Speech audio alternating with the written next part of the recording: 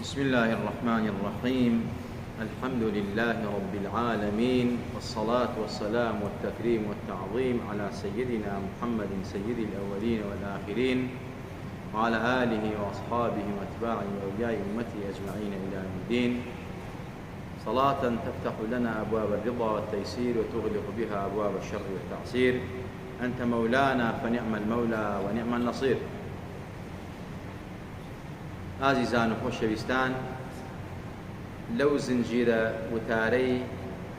کە لەژێر ڕۆشنایی کتێبەکەی جەنابی مامۆستا مەلا کەریم دەڕیس ڕەزا و ڕەحمەتی خوای لەسەر بێ، الوردة العنبرية في سيرة حضرة خير البرية، لەو شوێنە ڕاوەستاین کە مامۆستا فەرمی مەسلەکی ئێمە مەسلەکی پێغەمبەری خوایە صلی الله عليه وسلم. مەسلەکی پێغەمبەریش يعني الرێبازی پێغەمبەر قورئانە، فەرمایشتەکانی ئیجماعی یەکدەنگی زانایان، ئینجا قیاس، ئیستیحسان، ئەوانەی کەوا دواتر عولەما و زانایان وەریان گرتووە لە قورئان و حەدیث پێغەمبەری خوا وەستاز. ئەمە مەسلەکی ئەهلی سونە و جەماعەتە. یەکەم مەصدەری تەشریعاتی ئیسلامی ئەوەی کەوا حوکمی ئیسلامی لێ وەرەگیرێت قورئانە، دوای قورئان حەدیث پێغەمبەری خوایە، دوای کتاب و سنت ئیجماع و یەکدەنگی زانایان و قیاس و ئیستیحسان و ئەوانەی کە ئاماژەی پێکراوە لە ئوسوڵی فقه. ئەم قورئانە پیرۆزە کە بۆ پێغەمبەری خوا هاتووە صلی الله عليه وسلم، گومانمان لەوانیە کەلام اللهە. هەر کەسێک گومانی لە یەک حرفی لە قورئان هەبێت کە کەلامی خوا نییە، نەعوذ بالله، ئەوە فقد كفر وحبط عمله، كافر ئەبێ لە دینە شەر. لەم ئەم قورئانە خوا خۆی وعدی داوە کە ئەم قورئانە بپارێزێ کە ناردووە پێغەمبەری خوا. ئینا نەحن نەزەلنا الذیکر وئینا لەهو لەحافظون. سەرەتایەک لە قورئان باسەکەین، پێویستە کە بەڕاستی وەکو موسڵمان کە مەسلەکی ئێمە قورئان و سنەت و ئیجماع و قیاس و ئیستیحسان ئەوانەیە، ئەم قورئانە کە بۆ پێغەمبەری خوا هاتووە صلی الله عليه وسلم، وەکو لە پێشەوە باسمان کرد، وتمان ئەمە وەحی، پێناسەی وەحیش ئەوەیە کەوا گفتوگۆ لە نێوان خوا و پێغەمبەرەکەیە، یان نوێنەری خوا کە جیبریلە کە ئەمینی وەحیە. وەحی ئەمە پێناسەکەی بە کوردی و بە کورتی. وەحی هەروە ئاسان نەبووە، وەکو ئاماژەم پێ کرد لە پێشووترا لە باسی سەرەتاوە کە پێغەمبەری خوا لە ئەخیر هەڕا وەحی واتوە، کەتا پێغەمبەری خوا فەرمێت فما من مرة يوحى إلي إلا ظننت أن نفسي تقبض. أنا حديثة صحيحة أفهمني حرجة وحي بوها أكوت ما مردن وندنا راحتهم في غمر كوار يا أفهمك جاري وابو أو وحي أو ندنا راحته في غمر كوار ناو شاواني في غمر كوار عرقك أقل سر والله ببوايا والله يخي أداو شوار بلي أكوت أرز نيأتواني برا أو أنت كبيغمبري خوا وحي بها وصلى الله خواه أو أنت قرص أبو بيغمبري خوا لهمين راحت أو وحياني كبو بيغمبري خوا هاتوا. أم أحيانا يأتي مثل صلصلة الجرس وهو أشده علي بيغمبري خوا فمن أمان زورنا راحت ولا سلام كوكو دنجي جرس وابوا كوحي بواتوا من البخاري مسلمة أبي خمري باسقا صلى الله عليه وسلم. إن جاء فمن جاري وابوا وأحيانا يتمثل لي الملك رجلا فيكلمني أفهمت هندي جاري بالراسي للشيوي بياك هاولا أفهمكو دحي كلبي وابو دحي كلبي صحابي زور جوان بوا ميردي آموزاي بيغمري خوابو دري كشي أبو لهب باوكي أم آفرته دايكي دجاتي بيغمري خوانك بلام در خوي مسلمان بو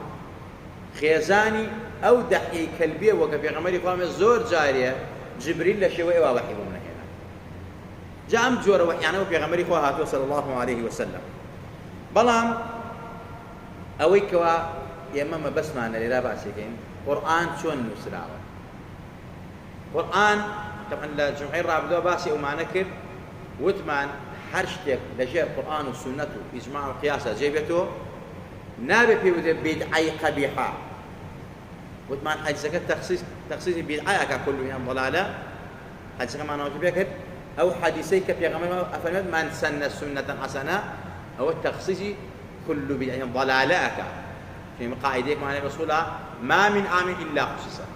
في غمري هم بس بدعة جمرائية كبراسي لجير آيات القرآن وحديث جينة توا لجير فرمايك زانانا كإستنباط يعني كدول القرآن وحديث وقياس جينة توا كوات جيبوا سنة حسنة أو تفاصيل نادي نذكر شو حرنا برضو التفاصيل ما فيها داعي أم قرآن كمصدرية كما نوسراوە لە سەردەمی پێغەمبەری خوا داوایان لە پێغەمبەری خوا قورئان بنووسێت و پێغەمبەری خوا ئیجازەی دان بەڵام فەرمووی حەدیثمە نووسنەوە نووسینەوەی حەدیث یەکێکە لەو بیدعە واجبانە وەکو چۆن قورئان نووسینەوەی بیدعەیەکی واجبە لە دوای پێغەمبەری خوا نووسراوە کۆکراوە وەکو چۆن کۆکردنەوەکەی بیدعەیەکی واجبە حەدیثی پێغەمبەری خوایش کە کۆکراوە و نووسراوە بیدعەیەکی واجبە ئەوانەی کە باسی بیدعەتەکەن ئەگەر هەموو بیدعەیە گومڕایی بێت ئەبێن نووسینەوەی فەرمایشتەکانی پێغەمبەری خوا گومڕایی بێت شتی وا بێت شتی وا نابێت کەواتە جەهلی مڕەکەبیانەیە ئەو نەزانانە کە دەم ئەقتن لە بیت ئەو نایزانە خۆیشیان و عالەمەکان گومڕا کردووە کۆکردنەوەی ئەم قورئانە بیدعەیەکی واجبە پێغەمبەری خوا ئەمری نەکرد قورئان کۆکەنەوە بەس ئەمری کرد بینووسنەوە بەڵام بۆ حەدیث فەرمی من كتب عني شيئا فليمحوه ئەوەی حەدیثی لە من و نووسیوە بۆی لەگەڵ قورئانە تێکەڵ نەبێ نەینووسنەوە نهيشي لك بلام دعائك القرآن كو كراو محافظة كرا انجا صحابة كو بنو يقدن يجان دلوك فرميان حديث شباب نسينوا ويكينوا فرماشغاني في غمر إخوة وما ينطق عن الهوى إن هو إلا وحيها تبين القرآن ورنكروي بقرآن بنسيته أم قرآن نساء وخو شبيستان طبعا يكم جمعي كو كرنوي قرآن لسنا في غمر إخوة نساء القرآن زور تقريبي شلودو كس قرآن أنا نسيه لو أنا حضرتي أبو بكر الصديق حضرتي عمر حضرتي عثمان حضرتي علي كشوار لخليفة كاني في غمر إخوان نوسروي قرآن زيد كري ثابت معاوية كري أبو سفيان كيسا هندك ناحالي براتي جويني في هذا أو أنا كادعاء حب آل بيتك خوش بيستان حضرتي معاوية كاتبي وحي بوا جاء أجر كسر أميني پیغمبر نبي شون أمري بيكا وحي بنسيته مثلا زيد كري ثابت عبد الله كري مسعود وهروها أبي كري كعب أما أنا هميا نسر القرآن بوا القرآن أنا نسيه هركس داي خويدان حتى زيد كري ثابت عبد الله كري مسعود أبي كري كعب همو قرآن لا يخوان نسيه والله هندك لأصحابي تر هندك لقرآن نسيه بلام شن صحابه وكو زيد كري ثابت وابي كري كعب اما انا همو قرانا لبيستي حيوانات نسيبوا بيستي اسكو مروا مالاتا كوش يعني كله بيستا نسيبوا برحاو كاخوان كنتم خير امه اخرج للناس تأمرون بالمعروف وتنهون عن المنكر هندك لا علماء فنون بس اوكم على الصحابه كقران النسيبوا بتايبت أو كمان الصحابة قرآن نسيوه كوكرنوي القرآن دو كوكرنوي هدو كان بدعة بلان بدعة واجب يعني ما خلاف لبدعة حاليا يعني سنتك حسنة وبدعة حسنة كغمري قرآن بيقول كوكرنوي القرآن بلان حزتي أو بقى سردمي حزتي أو بقى الصديق كغزاي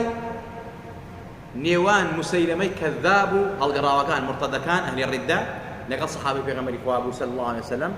زورك لحافظ القرآن كان شهيد براسي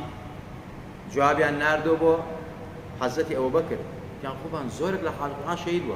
حزتي عمر بقرباني بين زور جريء بغيرت بوا في غمر لأقل الرازي بوا بويا فرميتي أقر في غمر باتا من حزتي عمر هؤلاء حضرت أبو بكر فرمي قربان أو هم الصحابة ياشون بقول القرآن تيانا تبي بنسلته حضرت أبو بكر صديق فرمي شيء فرمي اشتيك بيغمر ليك ردو أمري بينك دو من نايك پێغەمبەر نەیکردو ئەمری پێ نەکرد حەزرەتی عومەر فەرمووی چی وەکو چۆن تەڕاوی فەرمی ئەمە جوانترین بیدعەیە حەزرەتی عومەر فەرمی یا ئەبا بەکر والله ئەمە خێری تایە حەزانە بوخاری موسلیم ئەمە خێری تایە کۆکردنەوەی قورئان ئەگەر نەینووسینەوە تیاچێت سەحابەکان زۆربەی تیاچون زەیدی کوڕی سابتی بان کرد ئوبەی کوڕی کەعبی بان کرد عەبدوڵای کوڕی مەسعودی بان کرد ئەوانە کە حافظ قورئانی باش بوون ئەوانە کە قورئان نووسیوە بە جەمع لای خۆیان بەس تەرتیب نەکراوە بەم شێوازە حەزرەتی پێغەمبەری خوا صلی الله علیه حەزرەتی ئەبوبەکر هەر ڕازی نەبوو حەزرەتی عومەر ئەوەندە ئەچوو بۆ لای و ئەوەندە قسەی لەگەڵا کرد تا لە ئەخیرا حەزرەتی عومەر قەناعەتی بە حەزرەتی ئەبوبەکر کرد ئەوە بوو حەزرەتی ئەبوبەکر فەرمی ئادەی بە زەیدی کوڕی سابت و ئوبەی کوڕی کەعب و نووسەرانی قورئان کێ قورئانی لایەبیەن قورئانەکانیان هێنا خۆیان کردەوە بە خەتی کوفی و بزماری بە خەتی کوفی نووسراوە کەسرە و فەتحە و ئەمانەی نەبوو قورئان نەیبوو نووسیانەوە خۆیان کردەوە ئەمە جەمعی یەکەم بوو وەکو لە کتابی سیرە و صحاح ئیستەواریدە ئینجا حەزرەتی ئەبوبەکر دوایی فەرمی واللهی ئێستا دڵم ئیسلاحەتی کرد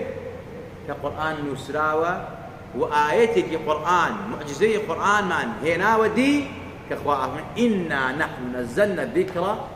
وئینا له لحافظون بەڕاستی ئەمە ئەبێتە پارێزەری قورئان ئەمە معجزەی ئەم ئایەتەی قورئانە دەبی ئەمە جەمعی یەکەم جەمعی دووەم طبعاً لە تەختەی خورما و بەردی پان و دەفەی شان و ئێسکەمانە نووسرا بووە هاتن کۆیان کردەوە جەمعیان کرد بەڵام هێشتا مابوو جەمعی دووەمی خەلەل دروست بوو لەناو سەحابەی پێغەمبەری خوا لە خوێندنەوەیە قراءة عشرة هي أو حفصة كما لسه حفص عن عاصم مسألة شعبة هي مسألة ورشة قالون هي معنا قراءات بشازي شو بهالحال خلاف دروز بولنا وان صحابة لخوانوا القرآن لسدمي كيا حزتي عثمان صاحب الحياء والأدب الذي استحيت منه ملائكة الرحمن ملائكة راشا ملك الدور فرمووی عەبدوڕەحمانی کوڕی عەوف و کردی بە سەرپەرشتیاری نووسینەوەی قورئان بۆ جاری دووەم بۆ کۆکەرەوەی قورئان هەموویانی بان کرد فەرمووی کێ قورئانی لایە بێن و کێ قورئانی لەبەرە بێن هەموویانی کۆ کردەوە ئینجا سەر لە نوێ قورئانی نووسیوە وەکو ئیمامی سوودی لە ئیتقانە و شێخ ابن کەسیر لە فەزایلی قورئانە و هەندێک لە سەحابەی تر بەڕاستی هەندێک لە عولەمای تر لە کتێبەکانی خۆیان نەقلان کردووە ئەفەرمون حەزرەتی عوسمان تەقریبی قورئانی نووسیەوە لە حەوت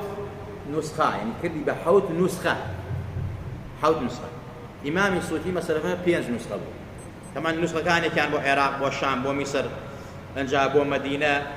بۆ ئەم شوێنانە بۆ بەحرەین بۆ کوفە بۆ شام بۆمانە نێنرا ئێستا یەکێک لەو نوسخانە لە ئێرانە لە نەگڵە هەر بۆ خەتە نووسراوەتەوە کە هیچ سەردەمی حەزرەتی عوسمان ئێستا سەیری کە کەسێک قورئانی لەبەر نەبێ نازانێت کەسێک قورئانی نییە هەر لە پێستۆم شتان نووسراوە ئەم قورئانە بەم شێوازە نووسراوە بەڕاستی بۆ جەمعی دووەمیش ئیتر ئەو خلافەش لە خوێندنەوە نەما یعنی ڕێک و پێکیان کرد بەم شێوازەی کە ئێستا لە بەردەستی من و توایە ئەصحابی پێغەمبەری خوا ئەمەش بیدعەیەکی واجب بوو لە سەردەمی سەحابەی پێغەمبەری خوا کرا نە پێغەمبەر ئەمری پێ کردبوو نە فەرمانی پێ کردبوو ئەم قورئانە کە ئێستا ئێمە لە خزمەتیان ئەنجا لە پاشان هۆکاری کۆکردنەوەی ئەم جەمعانە تەمەن یەکەم ئەوە بوو کە ئاماژەمان پێ کرد بەڕاستی ڕێخستن و ئامادەکردن بەم شێوازە هەیە دووەم ئەوەی کەوا هەم لە ڕووی حکم منسوخ هەم لە ڕووی قیراءەت منسوخ ئەوانەیان لابرتیایە ئەنجا مەسەلە ئەو لیژنە کۆ دەنگی خۆیان دەربڕی لەسەر ئەوەی کەوا قورئان بەم شێوازە هاتووە بەم شێوازە داوای بەم شێوازە بۆ پێغەمبەر خوێنراوەتەوە مەسەلە شێوەی خوێندنەوەی قورئان و هەروەها معجزەی گەورەی قورئان کە پاراستنی قورئانە کە خواوادی داوی پارێزە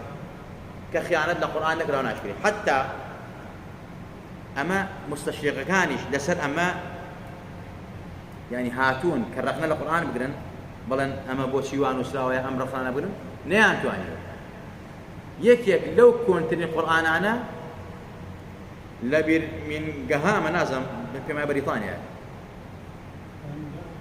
بريطانيا بارحال أم قرآن اللي طبعا قرآن يدوزرا وتوكل ترين قرآن يك لو أنا مثلا توماس على شيء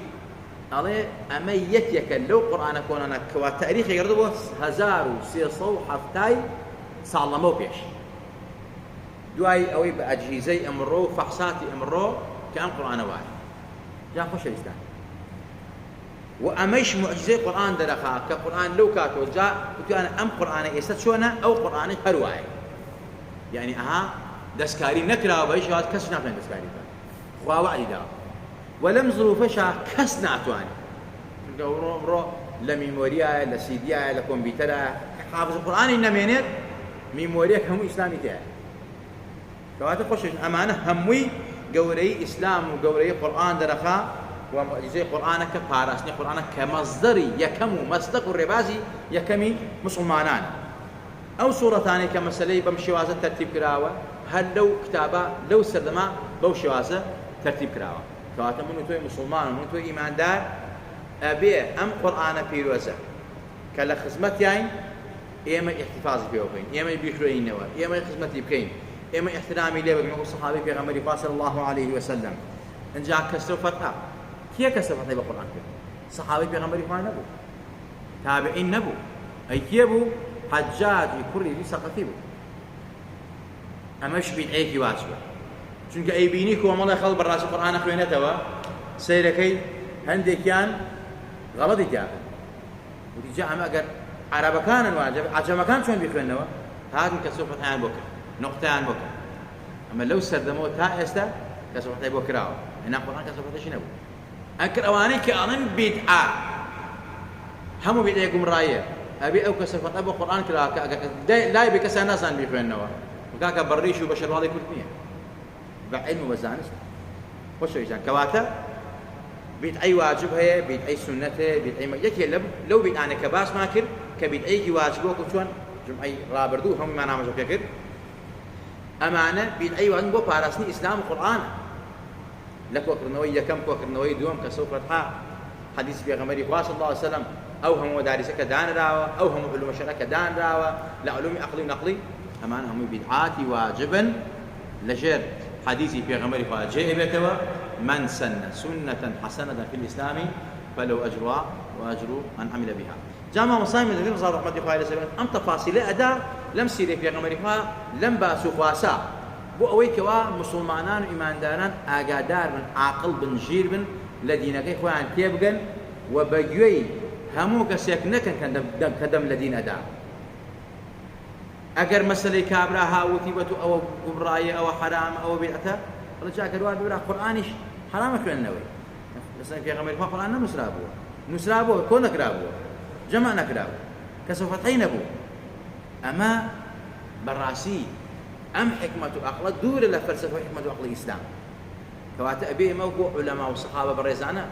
كتشون بيريان كلا سنة الإسلام أبي آبي كريته وافعلوا الخير لعلكم تفلحون أما خوافنا هرچی خيره هرچی چاکه هرچی خدمت اسلامی که تو بیکه او هم صندوق خیر دان را او هم فلانش دان را او مدارس دان را او هم مجالس دان را وك دفاع على القرآن والإسلام وكذلك في غمره أمانة هم هندجان بالعواز بن هندجان سنة هندجان مسألة مباحا هندجان مكروه هندجان حرام رويتيكا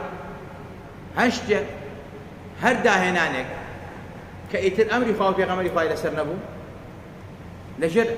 فرمانا كاني خواهي في غمري خواهي يا ما شاء الله حرام يا مباحة يا ناجائز يا مكروه جا خوش إنسان باريشا بينك وتاي درس وبابتي مشومان كقرآن وخدمة القرآن بو وجمعة كانت إن شاء الله رجل سد سيرة كي خو معك في غمري ما وصل الله كريم كباس في غمري خواهي صلى الله عليه وسلم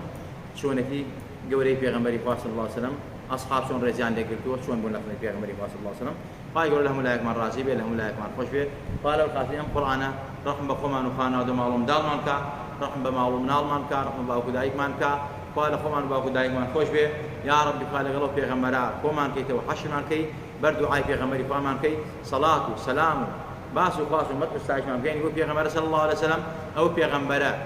يبيستي ابيت تو في اجيني يا رب خوالي تفارينوا او في غمرا نازالا دوعامان بۆ بکە تکامان بۆ بکە لە خزمەتی تۆدا